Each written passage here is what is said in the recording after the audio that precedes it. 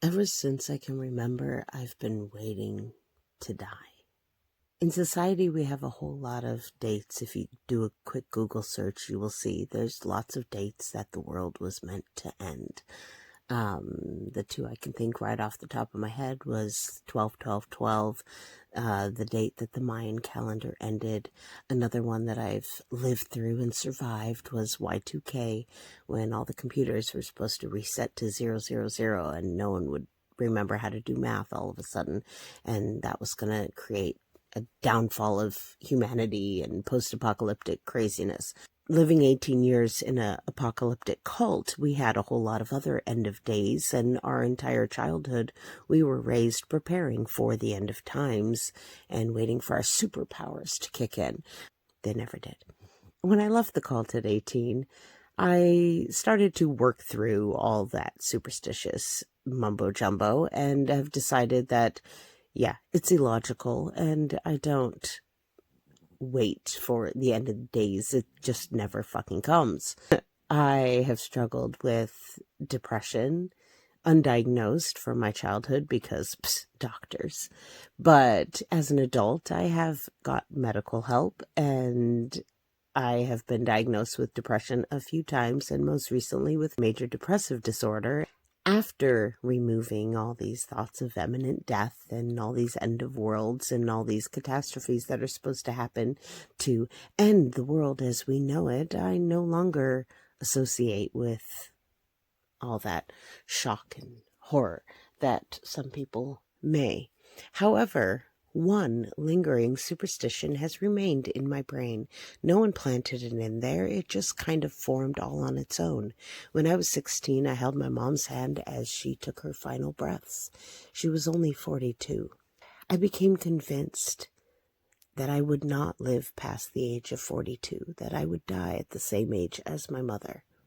I am currently 42. And this whole year has been a bit of a mindfuck. Logically, I know that it's completely illogical to think this way, but I can't help it. It's been the way I've thought for so long that I don't know how to stop thinking that it is a possibility. I did the math. My mom died 73 days before her 43rd birthday, and 73 days before my birthday just happens to land 3 days before my mom's birthday. In 2020, my partner died. He died to depression. They say self-deletion is contagious. It makes the idea of wanting to leave the world and taking matters into your own hands seem more reasonable, more accessible. That definitely was the case with me. I have 2 failed attempts in my past, both during my childhood. As an adult, I've been able to push those thoughts aside. I was a single mom. I couldn't risk not being there for my son. I couldn't do that to him. I couldn't risk his dad taking him back into the cult. So he was my motivation to stick around. And once he was grown and out of high school, I fell in love. And I found a new reason to live. But when he died,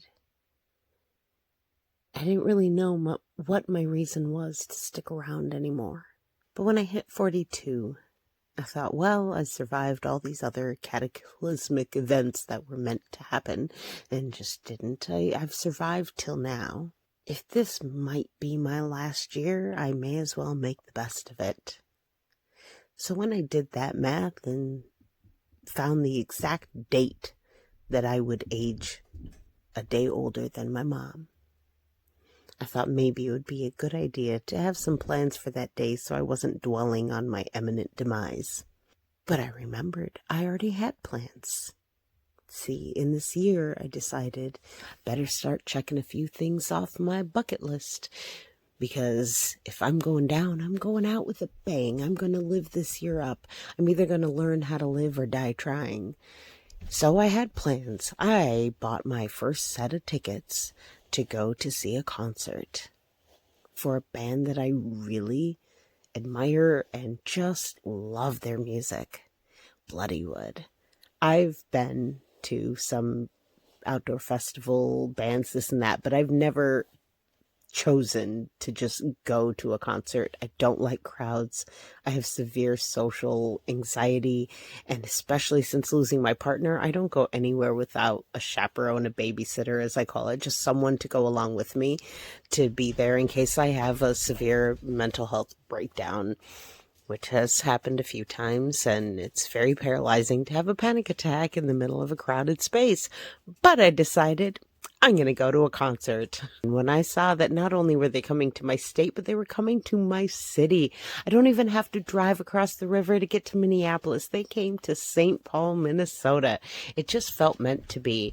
And I decided, you know what? This might be the day that I go out. Who the fuck knows? But I'm going to have a blast before that happens. And, well, that was already a few days ago. I had a blast at the concert. It was amazing. And I'm still here to talk about it. So, I haven't hit 43 quite yet, but I am technically older than my mother. I guess the whole point of this is sometimes you gotta venture outside your little safety zone. You gotta live life while you can. And that's my super optimistic point and moral of this whole story. Bloodywood is amazing. Go check them out if you haven't yet. Shivedi is my absolute favorite song of theirs. They write all sorts of amazing stuff. I jam out to all of it. But when they performed Shivedi, I was there in the middle of a crowded fucking club, just drenched in my sweat, everyone else's sweat, and I found myself sobbing. That song has carried me through some really dark times. I've listened to that song on a loop over and over and over until I decide that today is not the day, and I'm going to wait.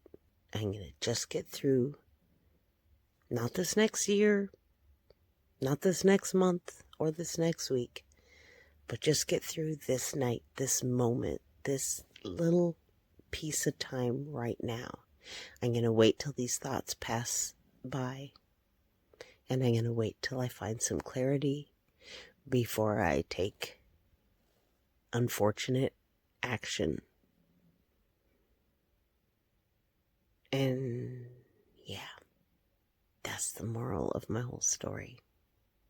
Get the fuck out there. Do something. Venture outside your comfort zone. Learn how to live, not just survive.